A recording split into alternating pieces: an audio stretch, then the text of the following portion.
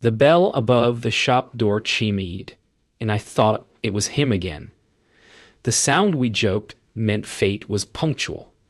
But when I turned, it wasn't Elias. It was her. Same eyes summited her half a smile. Only her ring gleamed where mine never would. For a breath, the world bent. Aisles stretched like waves. The hum of the freezer deepened to something ancient. She looked at me as if she'd been waiting. My throat tightened, my hands trembling around the carton of milk that suddenly felt heavy with meaning. I whispered his name, but she flinched, as if I'd stolen it from her mouth. In that instant, I realized something terrible. He had promised forever, but he never said with whom. What if love could exist in more than one truth? What if I was standing inside the moment I was never meant to remember? I didn't follow her, though every cell in my body begged me to. Instead, I stood in the quiet after she left, milk soaking into my shoes, and felt the floor hum with some impossible truth. When I looked at my phone, the last message from Elias still glowed. Forever, remember. It wasn't even a day old. My reflection in the glass seemed strange, slightly delayed, as if another version of me was trying to speak. Outside, fog rolled in from the sea, swallowing the world's edges. I thought love was supposed to anchor us. Instead, it was unmooring me, pulling me toward a place memory couldn't follow. When I got home, the sea wind had slipped through the open window, scattering my sketches across the floor. Every one of them, his face, the same eyes, the same half-smile. But in one sketch, something new appeared. A woman beside him, her hand resting on his chest. My hand. No, her hand. I couldn't tell anymore. The world outside whispered with the tide, and the air carried salt and confusion. I tried to remember when I'd drawn her, but memory had begun to feel like wet paint. Blurred, shifting, untrustworthy. I dialed his number.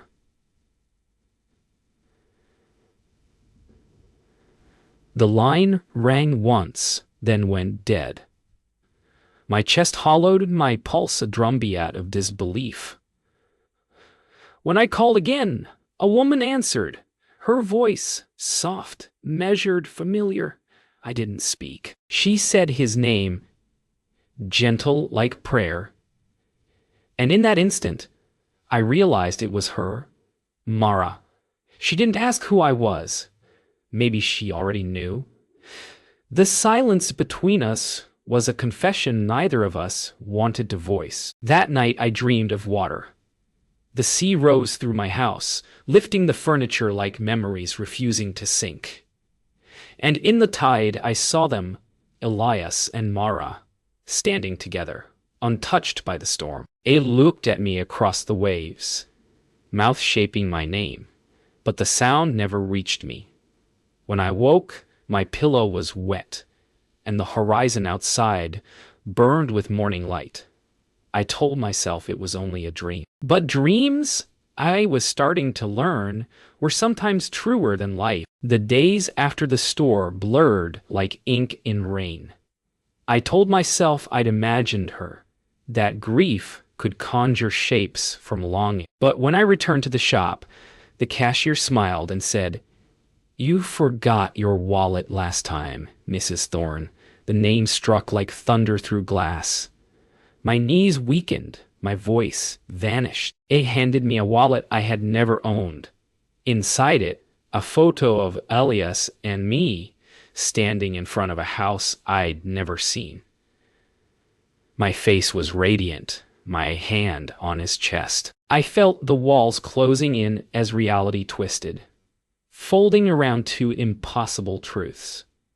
Either I was losing my mind, or the world was remembering me wrong. I found the house from the photograph. It stood on the cliffs of Halewind Point, where gulls circled and the ocean devoured silence. The key fit too easily. Inside, dust lay thick, but the scent, cedar and salt, was his. Paintings hung on the walls, all of them mine, though I had never painted them. Each canvas showed Elias' face through shifting seasons. In one, he stood in winter snow, reaching toward someone hidden by fog. I turned the frame, and behind it, scrawled in my handwriting, were 4 words. We already lived this. That night, I dreamed again. Only this time, I wasn't watching. I was remembering. Elias knelt before me under silver moonlight, his voice breaking, as he swore we'd find each other again, no matter what time took. The world trembled with wind and salt, and he pressed a ring of braided seagrass onto my finger. "If we meet again," he whispered, "don't run." I woke gasping. The same scent of seagrass filling the room. On the nightstand lay a ring, damp, woven, and impossibly real. When I called Elias again, he answered, breathless, shaken. "Clara?" His voice cracked with disbelief. "You shouldn't be calling this number." I wanted to scream, to ask why, but before I could, I heard her voice in the background. "Mara, who is it?" she asked softly. Silence. Then the line went dead. I stared at my reflection in the phone's black screen and saw both of us, Mara and me, 2 women built from the same sorrow, chasing the same man across the edges of time. The next morning, I stood at the edge of the cliffs where dream met memory. The wind screamed through the heather, and the sea below churned like a living thing. I closed my eyes, whispering his name into the storm. For a heartbeat, I felt him behind me. Warm, real breathing. "You weren't supposed to find me again," he said. I turned, and there he was, eyes filled with sorrow, as if love itself were punishment. The waves crashed, and I finally understood. Forever wasn't a promise. It was a prison. It told me the house wasn't supposed to exist anymore. "It burned," he said, voice trembling as the rain traced his jaw. "Years ago, with you in it." I didn't answer. The wind howled around us like the world was mourning. When I followed him inside, everything seemed the same. My brushes, my canvases, even the cup of coffee he used to drink from. I touched the handle. It was warm. "How long have we been here, Elias?" I whispered. He looked at me, eyes brimming with something deeper than truth. "Too long, Clara. Too many times."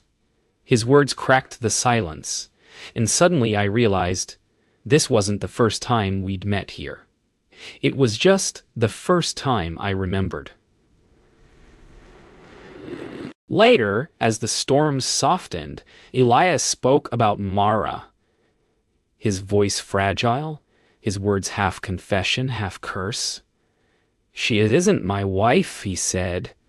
"She's what's left of you."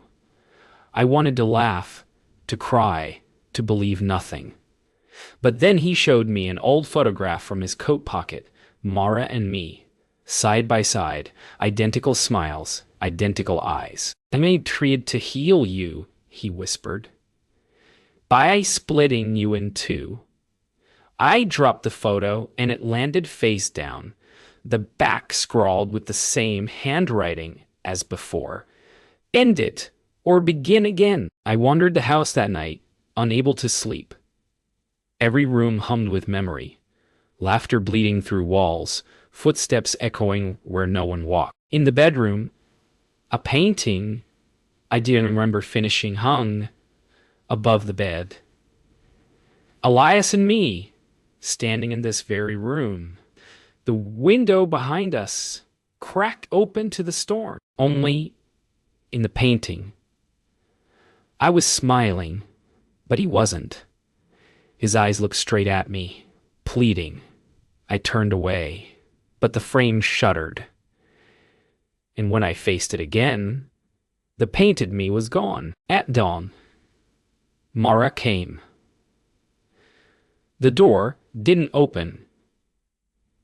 She was simply there, standing in the hallway as if the house had called her back. She looked tired, softer somehow, her eyes filled with apology. "I didn't know," she said. "I thought he was mine." I reached for her hand, and for the first time, we didn't blur. We were whole. Two halves of a soul reunited. A was never meant to choose, I told her quietly. How just kept trying to keep us both alive. She smiled faintly. Then maybe it's time we let him rest. When Elias found us together, he didn't speak. He only watched as we stood side by side, no longer enemies, no longer fragments. "You can't both stay," he finally said. His voice broke. "The world won't hold you." Mara stepped closer, her hand over his heart. "Then you let me go," she whispered. "And you remember her." I felt warmth flood the room, the kind that belongs to endings. As the light grew brighter, I saw it, the house fading, the sea beyond glowing gold. He reached for me, tears in his eyes. "This time," he said, "don't forget." Then the world dissolved into light. When I opened my eyes, the house was gone. I stood on the shore, barefoot, waves tracing circles around my ankles. The sea was calm again, as if it had exhaled after centuries of holding its breath. In the distance, the ruins of the cottage lay half buried in sand. Only the doorframe remained, a skeleton of memory. I whispered their names into the wind. Mara, Elias. Both answers came as echoes in my chest. Somewhere between heartbeat and silence, I felt them. Not lost, just quieter. The tide washed over my feet again, and I realized the curse wasn't about love that lasted forever. It was about learning how to let it end. For weeks, I lived between waking and remembering. Some nights, I heard footsteps outside the window, slow and familiar. Other nights, I dreamed of painting again, faces I knew by heart but could no longer name. My hands would wake stained with color, though I had no paint. The townspeople said the sea had taken the house years ago, that no one had lived there since the fire. Still, every morning, I found shells on my doorstep arranged in circles, small tokens left by a ghost who still kept promises. Perhaps forever was not an oath but a whisper that never truly stopped. One evening, I wandered to the lighthouse cliffs, where wind tangled through my hair like old fingers. The beam swept the horizon, striking the sea in pulses of memory. I saw reflections, moments from before. Mara's quiet smile, Elias' promise, the night the world burned. Each flash of light was a fragment, looping endlessly across the waves. How do you unlove someone who exists in every reflection? I whispered to the dark. The ocean didn't answer, but the wind carried laughter, soft and kind, and for the first time, it didn't hurt. The next time I dreamed of him, he was standing in the surf, smiling like the day we met. "You found the ending," he said. I reached for him, but my fingers passed through mist. "No," I told him softly. "I found the beginning." He nodded, eyes bright as stars. Then live it differently this time. When I woke, my hand still felt warm where his had been. I looked toward the window, dawn again. and swore I saw footprints leading away from my door, fading into the sea. When spring arrived, the town forgot the fire, the storm, the house. But I remembered not the pain, just the truth beneath it. I began to paint again, not portraits of faces, but of moments. Wind through curtains, waves against glass, two shadows meeting at sunset. In each canvas, I hid a circle, faint, unfinished. My forever no longer needed to last. It only needed to mean something. And when I signed my name on the last painting, the wind stirred softly, carrying a single whisper from the sea. Remember me kindly. I smiled. Always. The sea began whispering to me again, not in dreams, but in the quiet hours before dawn, when the horizon blurs between breath and memory. It called my name the way Elias used to, gentle, aching, full of promise. I walked down to the shore, my heart beating in rhythm with the waves. Each step felt familiar, like retracing footsteps, left by another version of me. When I reached the water's edge, the tide pulled back, revealing something half buried in sand. A single paintbrush, sea-worn but unmistakably mine. The ocean hadn't forgotten. It had been keeping pieces of me safe all along. Back in the studio, I dipped the brush into a jar of seawater and began to paint. The strokes came easily, as if my hand remembered what my heart had buried. I painted not a person, but a feeling. The moment between goodbye and forever. The hush before a tide returns. The water on the canvas shimmered with life, rippling even after I stopped. For a fleeting second, I saw their faces, his, hers, and mine, all at once. Then they faded, leaving only the sea. Maybe that's what love was meant to be. Not a promise to hold, but a tide that always returns, even when it has to leave. That night, I walked to the cliff again, carrying the finished painting beneath my arm. The wind had softened, the sea calm as glass. I placed the canvas against a driftwood cross, where the old cottage once stood. "This is for you," I whispered. The clouds parted, spilling silver moonlight across the waves. For the first time, I didn't feel alone. Love hadn't vanished. It had simply changed its shape. From age to echo, from forever to freedom. The tide rose, touched the canvas, and carried it away. The next morning, sunlight broke through the fog like forgiveness. I walked along the beach where gulls circled and children laughed, their joy cutting through the ghosts of the past. In their laughter, I heard him again, not as a haunting, but as music. The sea glittered, scattering gold across the sand. And for once, I didn't chase what had already been. I simply stood there, breathing. I realized that forever had never been his promise to keep. It was mine to remember, to forgive, to live. That night, I returned home and signed my name beneath my final painting. Not as Clara Vance, but simply Clara. No past, no forever, just now. Outside, the sea whispered like an old friend saying goodbye. I stood at the window, light flickering across the water, and for the first time in all my lives, I felt whole.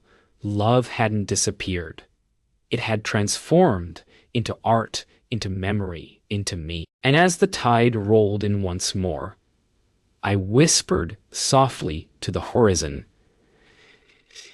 "You kept your promise, Elias, and I kept mine." I thought endings were meant to be quiet. A final word, a last breath, a closing door. That the past doesn't end, It lingers in corners, in shadows, in the hush, between heartbeats. The night after I signed my name, the sea began to glow. From my window, I watched ribbons of pale light twist beneath the waves like memories coming home. I felt drawn to it. Not afraid, not curious, just ready. I walked barefoot down the path, the cool sand pressing my steps into the earth, knowing this wasn't a return, but a remembering. The tide met me halfway, curling around my ankles with warmth instead of cold. I could hear their voices within it. Elias's low hum, Mara's calm laughter. Threads of a song we must have known once. The light grew brighter until it was all I could see. Then through it, Elias appeared, his face as gentle as the first dawn.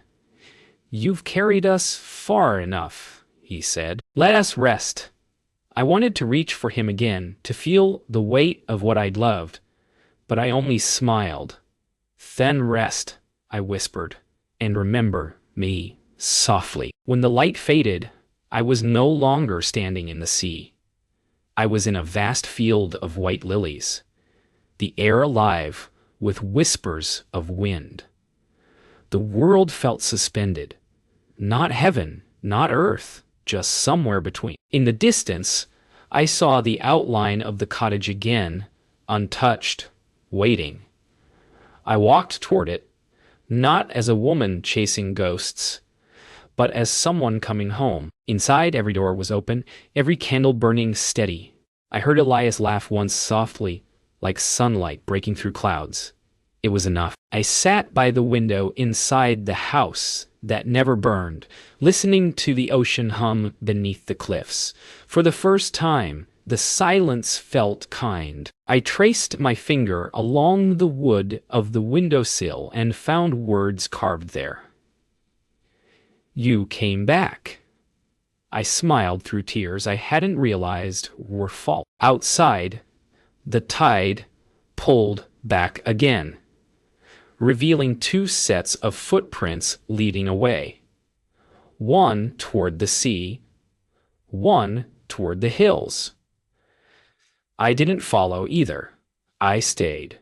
Because for the first time, I wasn't missing anyone. I was whole. That night, the stars burned brighter than I had ever seen. I stepped outside, feeling the grass cool beneath my feet, the wind soft with salt and memory. I looked toward the horizon, the endless sea, the endless sky, and whispered, "Thank you." It wasn't to Elias, or Mara, or even to love itself. It was to time for letting me begin again. The air shimmered once, like laughter made of light, and then everything went still. The sea forgot nothing, and in that mercy, neither did I. The dawn arrived without color, soft and translucent, the kind of light that feels like memory rather than morning. I woke to the sound of the sea breathing through the window, steady, familiar, alive. The cottage no longer felt haunted, it felt awake. I walked through its rooms, each one humming faintly with warmth, as if the walls themselves remembered every heartbeat that had passed through them. On the table lay my old paintbrush, clean and dry. I lifted it, smiling. One last time, I whispered to no one, though I felt them, both of them, smiling back through the sunlight. Outside, the ocean shimmered with color, pink, silver, gold, the same hues that used to live in Elias's eyes when he spoke about forever. I set up my easel on the sand, just where the tide could almost reach. I didn't paint faces this time. I painted light, the kind that exists between moments, between people, between worlds. Each stroke felt like breathing. Each shimmer of reflection on the canvas felt like forgiveness. For the first time, my painting wasn't about remembering, it was about release. When I finished, I stepped back and looked at the canvas. It didn't look like the sea or the sky, it looked like them. Not their faces, but their presence. Gentle, infinite, whole. I realized I wasn't mourning anymore. I was remembering with grace. I closed my eyes and let the wind lift the sand around my feet, carrying their laughter back into the waves. Forever, Pine said softly, was never supposed to be ours to keep. It was ours to feel, and in that truth, I finally felt free. As the sun climbed higher, I packed my brushes, leaving the canvas propped against the rocks for the tide to find. I turned away from the sea, not as a goodbye, but as a promise kept. The road ahead stretched bright and unfamiliar, lined with wildflowers swaying in the wind. I didn't need the cottage anymore. I didn't need the ghosts. Every step forward felt lighter, my heart unbound. Some loves end in fire, others in silence. Ours ended in light, and I was finally walking toward it. By the time the sun reached its highest point, I reached the edge of the cliffs, the place where everything began and everything ended. I looked back, once more, at the sea. The tide had taken the painting, just as it had taken the house, the grief, the echoes. Only the light remained, endless and merciful. I whispered, "We found forever," and the wind, soft and sure, whispered back, "You became it." I closed my eyes, letting the warmth of the world surround me, and for the first time, I didn't feel like I was remembering love. I was love.